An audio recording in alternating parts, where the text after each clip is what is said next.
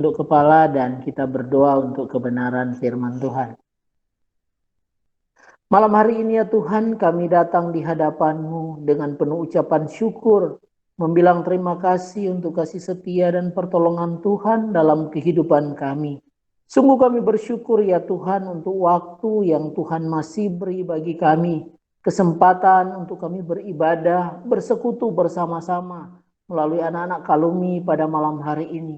Dan biarlah setiap kami mempersiapkan hati untuk datang di hadapan-Mu, memandang kekudusan dan kesucian Tuhan, memberi hidup kami untuk diubahkan oleh firman-Mu. Dan biarlah setiap kami ya Tuhan, boleh menjadi pribadi-pribadi yang berjuang untuk melakukan setiap kehendak dan ketetapan Tuhan.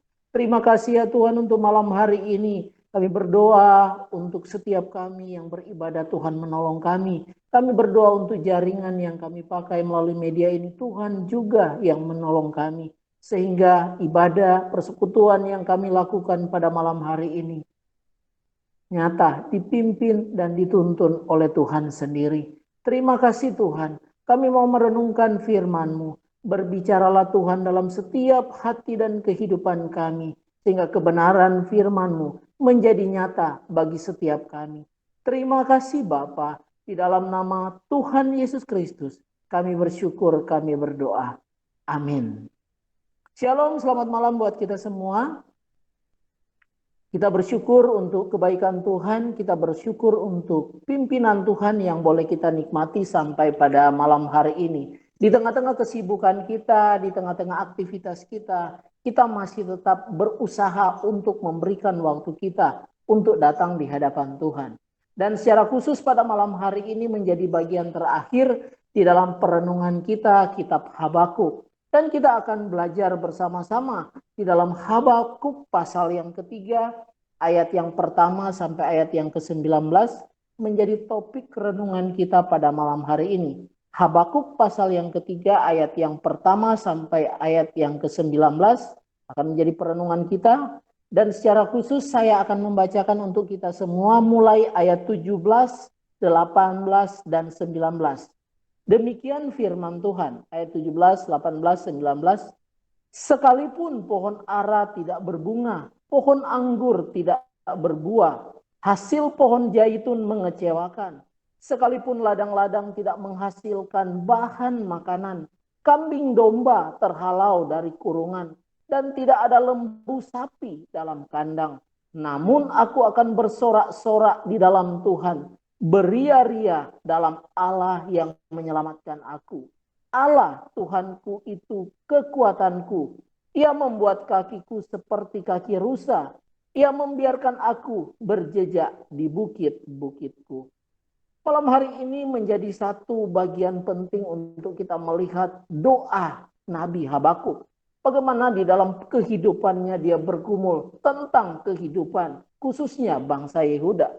Menjadi pertanyaan buat kita malam hari ini ketika kita menjalani setiap kehidupan kita, kita diperhadapkan dengan persoalan kehidupan silih berganti. Pertanyaannya adalah seperti ini. Masihkah kita percaya kepada Tuhan ketika semua harapan tak kunjung menjumpai kita? Masihkah kita tetap percaya kepada Tuhan ketika semua harapan dan doa kita tak kunjung menjumpai kita? Dapatkah kita tetap memandang kepada Tuhan ketika doa, keluhan, pergumulan seakan semua menjadi sia-sia? Ini menjadi perenungan kita bersama untuk kita memikirkan akhir-akhir ini apa yang terjadi dengan pribadi kita saat ini. Kalau kita melihat di dalam kehidupan fenomena yang terus terjadi, maka kita melihat di zaman kita sekarang itu betapa bencana demi bencana tak pernah berhenti. Tadi sore baru terjadi gempa di daerah Nias. Dan salah satu wilayah yaitu di daerah Mentawai kalau nggak salah, itu bagaimana orang-orang sekarang berusaha untuk menghindari pinggiran-pinggiran laut. Mereka berusaha untuk naik ke tempat-tempat yang lebih tinggi. Kemudian kalau kita melihat lagi tentang berita bagaimana perang pun terus terjadi. Bagaimana Israel dan Palestina yang terus-menerus terjadi peperangan. Kita juga melihat Kecelakaan demi kecelakaan terus silih berganti. Pembunuhan, penganiayaan, segala bentuk kejahatan dipertontonkan melalui media. Dan kita juga melihat pandemi saat ini bukan semakin membaik, tetapi justru semakin ganas. Dan kita bisa lihat sendiri. Secara khusus di Kalimantan Barat, hari kemarin tuh 100 lebih, hari ini 107. Dan kita melihat grafiknya khususnya di Kalimantan Barat itu sudah mendekati 10.000. Maka memberikan gambaran bahwa peningkatan pandemi itu terus terjadi. Dan hari ini dikatakan khususnya di Singapura, mulai besok mereka yang ketambahan hanya 24 orang, mereka akan lockdown itu selama 1 bulan sampai tanggal 24 Juni. Jadi kita melihat berbagai macam peristiwa terus menghantui kehidupan kita. Bahkan kita juga melihat banyak orang kehilangan pekerjaan, banyak orang mencari pekerjaan yang sulit untuk mendapatkan pekerjaan. Maka pertanyaan-pertanyaan ini mengingatkan kepada kita bagaimana pergumulan seorang Nabi Habakuk ketika dia berhadapan dengan Tuhan, ketika dia melihat apa yang Tuhan akan lakukan kepada orang Israel khususnya Yehuda. Maka di dalam pasal 3 ini kita belajar bersama-sama. Yang pertama di pasal 3 ini dalam doa Habakuk, dia memohon kepada Tuhan supaya apa? Supaya Tuhan mengasihani Yehuda. Sebuah permohonan permintaan seorang nabi supaya Tuhan mengasihani umatnya yang di dalam penglihatannya dia melihat begitu hidup dalam derita. Yang kedua, kita melihat di dalam pasal 3 ini adalah bagaimana Nabi Habakuk melihat gambaran Tuhan itu berkuasa atas alam semesta, atas dunia yang diciptakannya. Dan yang ketiga, dikatakan bahwa Nabi Habakuk takjub kepada kuasa Tuhan. Karena apa? Dia meyakini bahwa apa? Tuhan akan menyelamatkan Yehuda meskipun mereka menghadapi masa-masa kesulitan besar ketika nanti masuk di dalam pembuangan itu. Maka ketakjuban seorang Nabi Habakuk ketika melihat kuasa Tuhan membuat dia apa? Dia terus berseru kepada Tuhan. Dia nggak berhenti untuk berseru kepada Tuhan. Sekalipun dia sendiri melihat tak ada pertolongan dari Tuhan yang datang. Maka membangun keyakinan ini kita melihat. Habakuk sendiri melihat bahwa apa? Hukuman Allah terhadap umatnya itu sangat menyengsarakan. Tetapi di balik hukuman itu apa yang terjadi? Nabi sendiri melihat bahwa tidak semua umat Tuhan itu dibinasakan. Orang Yehuda yang dihukum oleh Tuhan, tapi tidak semua dibinasakan oleh Tuhan. Itu keyakinan dari siapa? Itu keyakinan dari Nabi Habakuk ketika dia melihat apa yang akan terjadi.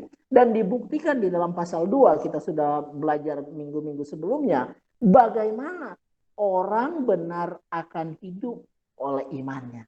Orang benar akan hidup oleh percayanya. Kemudian Habakuk juga melihat apa? Di tengah-tengah keyakinannya bahwa sekalipun tampak Tuhan belum menolong, tanpa Tuhan mengabaikan permohonannya, tetapi dikatakan di dalam bagian yang kita baca hari ini, dia bersukacita di dalam derita yang ada. Dia tetap bersukacita.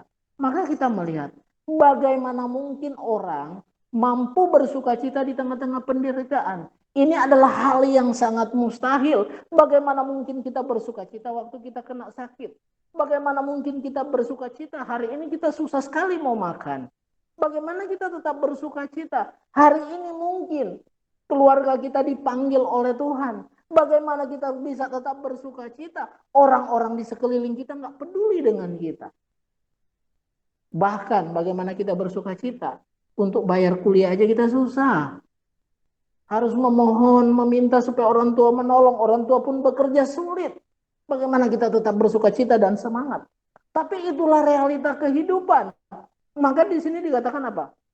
Di dalam pasal yang pertama dia mengeluhkan apa yang terjadi dengan Yehuda. Di dalam pasal yang kedua dia melihat orang percaya akan hidup oleh imannya. Dan di dalam pasal yang ketiga dia berdoa Di balik penderitaan, dia punya keyakinan bahwa Tuhan pasti menolong. Kemudian, Nabi Habakuk sendiri, kita melihat ya, dia tidak meragukan Allah. Sebelumnya ditunjukkan bahwa dia mempertanyakan tentang Tuhan. Dia mempertanyakan kok Tuhan nggak menolong. Tetapi dia sendiri tidak meragukan Allah untuk menyelamatkan umatnya. Artinya apa? Seorang pribadi yang mengenal Tuhan, dia tahu Tuhan itu seperti apa. Maka ketika kita berdoa, bergumul kepada Tuhan dan tak kunjung datang jawaban, maka kita tetap apa? Kita tetap menunjukkan kita sebagai pribadi yang percaya kepada Tuhan. Enggak berubah. Tetapi berbeda ya. Kalau kita membaca kitab Kejadian, siapa tokoh yang meragukan Tuhan?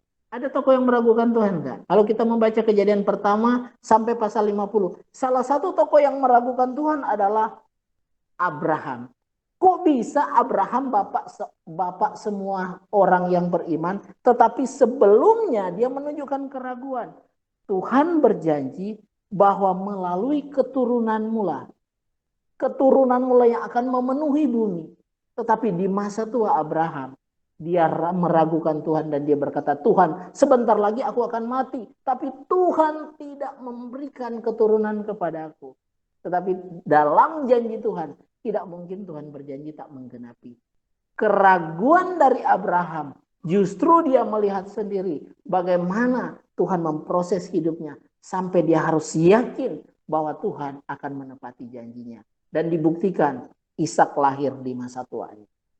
Kemudian kita juga melihat Saul, Raja Saul dan saudara-saudara Daud. Siapa yang mereka ragukan ketika berperang? Mereka meragukan apa? Kakak-kakaknya Daud tuh meragukan tentang Daud. Raja Saul apalagi? Badan kecil bagaimana mungkin kamu melawan si Goliat? Tetapi Alkitab menceritakan keraguan mereka menjadi tidak berarti ketika Daud mengalahkan Goliat. Kemudian kita juga melihat bagaimana orang Israel meragukan pertolongan Tuhan ketika berada di padang gurun. Tetapi kita melihat dalam keraguan dan bahkan ketidakpercayaan mereka, justru air yang pahit bisa menjadi manis.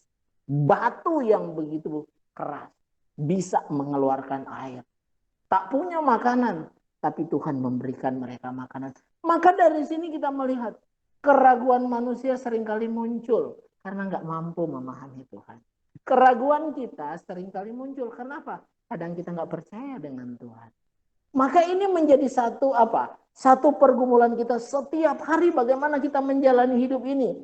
Orang Israel di dalam perjanjian baru meragukan tentang siapa? Yesus Kristus. Imam-imam ahli-ahli Taurat meragukan tentang Yesus Kristus itu sebagai juru selamat. Tetapi justru di keraguan mereka kita menjadi orang-orang yang diselamatkan. Siapa yang pernah berpikir seperti itu? Kita nggak mampu memahami, menyelami akan bagaimana Allah bekerja di dalam kehidupannya. Tapi satu kepastian yang diajarkan oleh Nabi Habakuk, derita dalam dunia ini pasti akan terjadi. Hambatan, tantangan pasti ada. Tetapi keyakinan bahwa Tuhan itu berkuasa jangan sampai berubah. Itu menjadi kekuatan kita sebagai orang yang percaya. Tetapi Habakuk justru menunjukkan di dalam pasal 3 dalam doanya, ia berkata dengan begitu yakin apa? Yang kita baca tadi. Sekalipun pohon ara tidak berbunga, pohon anggur tidak berbuah, hasil pohon itu mengecewakan, maka dia memberikan satu gambaran, sekalipun semua yang ada di dalam dunia ini tak mampu memberikan jaminan buat manusia, kita mungkin gak ada makanan, kita gak bisa melihat buah-buahan, gak ada hasil yang bisa membuat kita bertahan hidup, bahkan ladang-ladang tak menghasilkan, kambing domba terhalau dari kurungan, tidak ada lembu sapi dalam kandang, memberikan gambaran dunia tak memberi harapan apapun. Dunia tak bisa menjamin apapun. Dan dikatakan sekalipun itu terjadi, Habakuk bilang dia akan tetap bersorak-sorai di dalam Tuhan. Maka inilah yang menjadi apa ya? Dilema buat kita. Bagaimana kita bisa bersorak-sorai di hadapan Tuhan kalau hari ini kita nggak makan?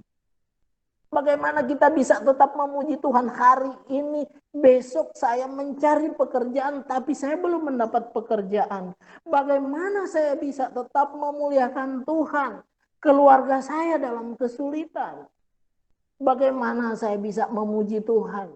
Saya kuliah aja, wah susah sekali. Sulit bagi kita sebagai manusia. Apalagi kita dalam kondisi sebagai anak muda yang selalu hanya bergantung kepada pemberian orang tua. Maka kita melatih diri. Bagaimana bukan kita bergantung kepada orang tua. Bukan kita bergantung kepada manusia. Tapi kita bergantung kepada Tuhan. Dan Tuhan menjawab. Terkadang tidak selalu melalui orang tua kita. Terkadang Tuhan menjawab melalui teman kita, melalui dosen kita, melalui kampus kita, melalui yayasan atau dan lain sebagainya. Maka di sini kita dituntun kepada apa? Kepada kehidupan yang memandang kepada Tuhan tanpa ragu. Dunia tidak akan mampu menjamin apa yang kita inginkan. Sekalipun kita berjuang mati-matian. Tetapi Habakuk berkata, aku akan tetap beria-ria di hadapan Tuhan yang menyelamatkan aku. Maka ini adalah hal yang baik sekali ya. Artinya gini, Habakuk tahu bagaimana Tuhan menyelamatkan orang Israel dari tangan besi orang Mesir sampai ganasnya panas padang gurun, dan bagaimana jahatnya, kerasnya orang Babel, orang-orang yang ada di Kanaan. Dan Nabi Habakuk melihat penyertaan Tuhan itu nyata. Tuhan menghukum umatnya yang melawan dia. Tetapi umat yang tetap percaya pasti tetap hidup. Dan apa? Kemenangan selalu ada pada siapa? Orang yang percaya kepada Tuhan. Maka dari sini ketika Nabi Habakuk mengatakan dunia nggak bisa berbuat banyak buat kita. Bahkan dunia tak bisa membuat kita menjadi bahagia. Karena semua mungkin tertutup jalan. Tetapi dia berbahagia. Dia beria-ria. Karena apa? Karena Tuhan yang menyelamatkan dia. Artinya apa? Sekalipun kita mati dalam penderitaan, Tuhan tetap menjadi jaminan kita. Persoalannya, kita ada di dalam Tuhan atau tidak. Persoalannya, kita serius dengan Tuhan atau tidak. Persoalannya, kita masih sungguh-sungguh nggak di hadapan Tuhan. Kita masih serius nggak beribadah. Kita masih serius nggak datang di hadapan Tuhan. Kita masih serius dalam seru doa dan harapan kita. Sebagaimana Ayub dalam pergumulannya Tuhan tak menjawab. Tetapi dalam penderitaan dia tidak berbuat dosa. Bahkan dia tidak menyalahkan Tuhan. Maka dari sini kita dituntun kepada satu pemahaman. Kita sebagai orang muda, kita dituntun oleh kebenaran firman Tuhan. Bukan memahami tentang dunia ini, tetapi bagaimana kita memahami Tuhan yang berkuasa atas dunia ini. Maka perjalanan kita sebagai anak muda, ingat loh, finish hidup kita adalah Tuhan. Bukan finish hidup kita adalah selesai untuk kuliah, bukan. Itu hanya bagian kecil yang kita sedang lewati. Tapi finishnya adalah Tuhan. Maka ketika Tuhan mengaruniakan kita melalui orang tua, terlahirlah kita. Suset terlahir, David terlahir, Yeskiel terlahir. Maka ketika Tuhan menganugerahkan kita untuk lahir di dalam dunia, ingat, kita akan apa? Kita akan tumbuh, lahir, tumbuh, menjadi dewasa, jadi tua, mati lagi. Pengkhotbah bilang semua sia-sia. Tetapi ketika kita lahir, tumbuh, dewasa, dan hidup kita finishnya di dalam Tuhan, maka itu bukan hanya lagi berbicara apa? Kita dianugerahkan lahir di dalam dunia, tapi pun kita akan hidup bersama dengan Tuhan. Maka itu tujuan yang begitu jelas ketika Tuhan menghadirkan kita di dalam dunia. Maka sebagai anak muda, ingat baik-baik. Finishnya kita bukan menyelesaikan pendidikan. Finishnya kita adalah hidup berkenan di hadapan Tuhan.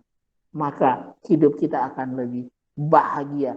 Kemudian dia mengatakan apa? Dalam doanya, Habakuk tahu Tuhan itu berkuasa. Dia takjub kepada kuasa Tuhan. Sekalipun dia sendiri belum melihat pertolongan Tuhan. Kita kadang gini ya, kalau kita berdoa kepada Tuhan, kita memohon kepada Tuhan, dan ketika Tuhan nggak menjawab, kira-kira masih mau doa lagi nggak ya? Masih doa lagi nggak? Pasti kita ragu untuk berdoa. Apalagi ketika kita mengalami persoalan yang berat. Dan secara khusus apa ya? Kita berdoa juga buat teman-teman kita yang saat ini kena COVID. Itu bagaimana mereka secara mental, secara fisik itu menurun. Karena apa? Penyakit yang ditakuti. Tetapi saya pernah bilang bahwa kita jangan takut dengan penyakit yang akan melanda hidup kita. Tapi kita takut kepada Tuhan.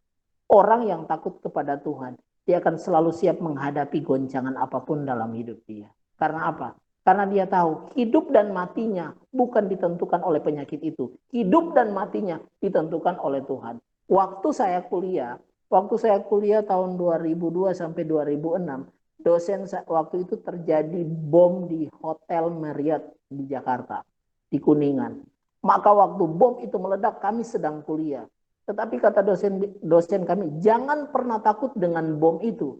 Kenapa? Pertama, bom itu dibuat oleh manusia. Dan yang kedua, kalau namamu tidak tertulis, kamu akan mati dengan bom, kamu akan mati dengan celaka, kamu akan mati dengan dibunuh orang. Itu tidak akan pernah terjadi. Tapi kalau memang namamu ditulis kamu mati karena kecelakaan, pasti itu akan terjadi.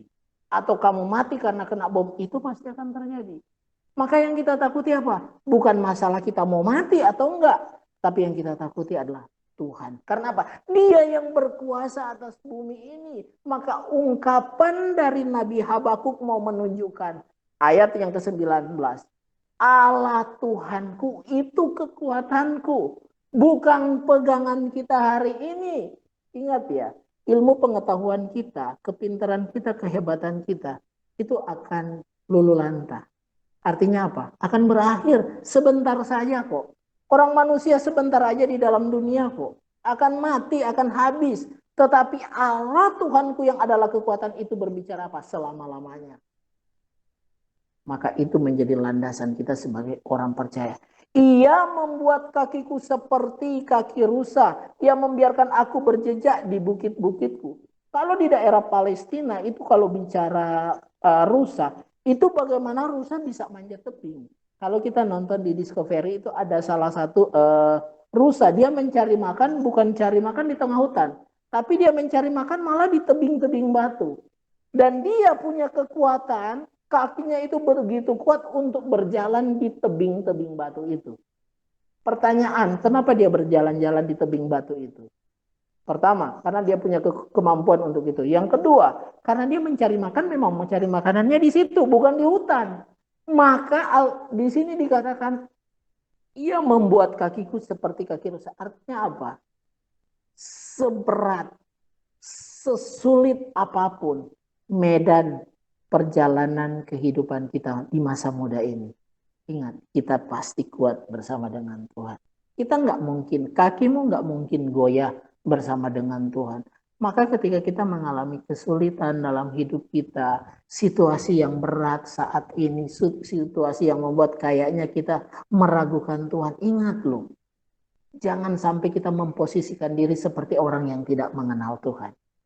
Tapi mari kita posisikan diri kita sebagai anak muda yang selalu melihat bahwa Tuhan itu berkuasa sekalipun doaku belum dijawab sampai hari ini. Bahkan sekalipun seakan-akan Tuhan membiarkan kita. Tetapi di situ menjadi pengujian penting untuk kita apa? Berjejak di bukit-bukitku. Artinya apa? Berdiri tetap tegak di hadapan Tuhan. Maka dari perenungan kita malam hari ini kita dapat belajar bersama. Yang pertama, meragukan Tuhan dan pertolongannya itu adalah kesalahan besar. Orang yang meragukan Tuhan dan pertolongannya itu adalah kesalahan besar. Maka kita jangan menjadi seorang pengecut dalam beriman kepada Tuhan. Tapi mari kita menjadi pribadi yang tangguh. Ketika kita percaya, kita buktikan dengan keseriusan hati kita. kesetiaan kita. Karena apa? Tuhan melihat setiap hati kita. Pujian tadi dikatakan apa? Tuhan mengenal hati kita. Tuhan tahu hati kita. Adakah kita tetap mengenal Tuhan? Adakah kita tetap setia? Mari kita buktikan di hadapan Tuhan. Yang kedua, doa. Doa bukan untuk merubah kehendak Tuhan. Doa membuat kita percaya dan berseru kepada Tuhan. Doa membuat hidup kita yang berubah dalam beriman kepada Tuhan. Doa merubah hidup kita dalam beriman kepada Tuhan. Apa? Sekalipun dalam lembah kekelaman, Engkau tetap bersamaku. Engkau membaringkan aku di padang gurun, di padang yang berumput hijau. Engkau adalah gembalaku. Dan di dalam kitab Habakuk dikatakan, sekalipun semua seakan-akan tidak lagi menyokong hidup kita, tetapi aku tetap beria-ria di hadapan Tuhan. Sekalipun semua meninggalkan kita, aku tetap percaya kepada Tuhan. Maka ketika Tuhan Yesus berjalan menuju ke penyaliban, semua meninggalkan Kristus. Apakah Kristus berhenti? Enggak. Dia tetap berjalan dalam penderitaannya menuju apa? Menuju penyaliban. Dan di dalam penyaliban itu justru dia menderita. Tetapi di kematiannya dia memberikan kekuatan, kehidupan kepada orang yang percaya kepadanya. Maka dari sini kita melihat doa membuat kita berubah dalam memandang Tuhan. Artinya apa? Kalaupun Tuhan belum menjawab doa kita, kalaupun seakan-akan Tuhan nggak peduli dengan kita, kita akan tetap apa? Setia di hadapan Tuhan. Kita akan tetap apa? Melakukan apa yang berkenan di hadapan Tuhan. Dan hal yang ketiga yang menjadi pergumulan kita, yang menjadi perenungan kita adalah kita harus sadar diri bahwa Tuhan itu adalah kekuatanku. Kita itu manusia lemah. Sebentar aja kita bisa mati. Sebentar aja kita bisa sakit. Kapan saja itu bisa terjadi. Tetapi ketika Tuhan tetap menjadi kekuatan kita, maka Alkitab mengatakan kita akan tetap bersorak-sorai. Kita akan tetap beria-ria. Karena apa? Karena Allah menyelamatkan kita. Artinya apa? Tidak ada satupun yang dapat menolong kita untuk lebih baik hidup di hadapan Tuhan selain Tuhan yang menolong kita. Dengan demikian, selamat untuk hidup tidak meragukan Tuhan. Selamat untuk hidup terus berubah sesuai dengan kehendak Tuhan. Dan selamat berjuang untuk tetap percaya kepada Tuhan meskipun semua harapan kita seakan-akan tak kunjung tiba. Karena Tuhan tahu kapan dia menolong kita. Karena Tuhan tahu kapan dia memberkati kita. Biarlah firman Tuhan ini menolong kita menjadi pribadi-pribadi muda yang bergairah, hidup dalam kebenaran. Sehingga nyata dalam hidup kita kuasa Tuhan dan kita hidup di dalam kekudusan, kesucian dengan memandang kepada Tuhan yang kita percaya. Biarlah firman Tuhan terus menguatkan kita menjadi pribadi-pribadi yang tangguh dan tak pernah luntur untuk beriman kepada Tuhan. Amin untuk kebenaran firman Tuhan. Sebelum kita berdoa, apakah ada yang ingin bertanya? Saya persilakan.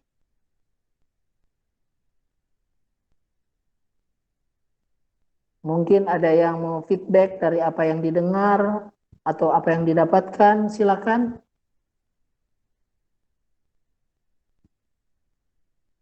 Ada Suset, ada David, ada Eri. Kalau ada yang mau bertanya, ada Samuel, ada Brian, ada Bang Daniel nih, ada Eligia, ada Cila, ada Nova. Silakan, ada Tri. Apakah ada yang ingin bertanya? Baik, kalau tidak ada, kita tunduk kepala dan kita berdoa. Terpujilah Engkau Tuhan yang selalu menolong dan memimpin hidup kami. Terpujilah Engkau Tuhan yang tidak pernah meninggalkan hidup kami. Sungguh kami bersyukur untuk malam hari ini. Kalau Tuhan masih mengingatkan kami, betapa Tuhan berkuasa atas kehidupan kami. Betapa Tuhan selalu memandang dari ketinggian-Mu setiap hidup dan hati kami. Biarlah Tuhan menemukan setiap kita memiliki hati yang takut akan Tuhan, yang tidak meragukan Tuhan dalam hidup ini. Dan biarlah Tuhan menemukan kita sebagai orang-orang yang terus diubahkan oleh kebenaran firman Tuhan. Dan biarlah Tuhan menemukan kita yang hidup selalu mengandalkan Tuhan, karena dialah kekuatan kita. Terima kasih Bapa. Kami berdoa untuk setiap pergumulan anak-anak kami. Tuhan Engkau yang menolong mereka. Tuhan yang memimpin mereka. Biarlah hidup mereka dituntun oleh Tuhan sendiri. Sehingga mereka terus menyadari bahwa sungguh hidup ini hanya sementara. Sungguh hidup ini adalah milik Tuhan. Dan biarlah setiap pribadi lepas pribadi berjuang untuk hidup lebih baik lagi. Terima kasih Bapak. Berdoa baik kami yang bekerja, Tuhan menolong dan memberkati dalam pekerjaan kami. Baik kami yang kuliah, Tuhan juga memberkati studi kami. Kami yang melayani, Tuhan yang terus memperlengkapi kami. Sehingga kami menjadi satu kumpulan yang senantiasa tangguh berdiri di tengah-tengah zaman yang tidak akan mungkin hidup lebih baik. Zaman akan semakin jahat. Hidup manusia akan semakin jahat. Tetapi kami sebagai orang yang percaya kepada Tuhan akan terus berdiri di dalam kebenaran firman Tuhan. Terima kasih ya Bapa untuk hidup kami. Kami menyerahkan pribadi lepas pribadi ke dalam tangan Tuhan. Biarlah hidup kami terus persembahkan untuk hormat kemuliaan bagi nama-Mu. Tak lupa kami berdoa untuk teman-teman kami yang tidak hadir pada malam hari ini. Tuhan juga yang menolong dan memimpin hidup mereka. Terima kasih Bapa. Di dalam nama Tuhan Yesus Kristus, kami bersyukur, kami berdoa, dan menyerahkan seluruh kehidupan kami ke dalam tangan Tuhan. Terpujilah Engkau Tuhan, kekal selama-lamanya. Amin. Saya serahkan kembali kepada Kiel